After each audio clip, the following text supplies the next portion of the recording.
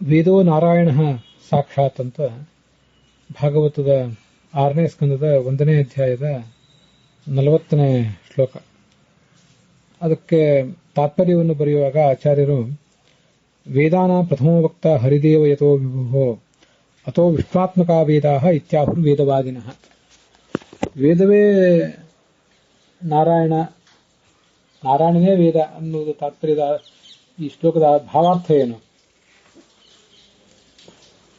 ಅಂದ್ರೆ, ವೇದಗಳ ಪ್ರಥಮ ವಕ್ತ ನಾರಾಯಣನೇ. ಆದ್ದರಿಂದ ವೇದಜ್ಞರಾದವರು ವಿಷ್ಣಾತ್ಮಕ ಅಂತ ಹೀಗೆ ಹೇಳ್ತಾರೆ ಅಂತ ಶಬ್ದ ನಿರ್ಣಯದಲ್ಲಿದೆ. ಇದು ನಮ್ಗೆ ಗೊತ್ತಾಗುವಂತಹ ವಿಷಯ ಸರಿಯೇ, ಅನೇಕ ಕಡೆ ವಿಷಯ ಬಂದೇ ಇದ್ದೇ ಇದೆ. ಮಂತ್ರಾಣ ಪ್ರಥಮೋ ದೃಷ್ಟ ಸರ್ವೇಶಾಂ ಹೈಗ್ರೀವ ಅಂತ ಹೀಗೆಲ್ಲ. ಆದರೆ ಶಬ್ದ ನಿರ್ಣಯ ಅನ್ನೋ ಒಂದು ಗ್ರಂಥ ಇದನ್ನು ಹೇಳಿದೆ.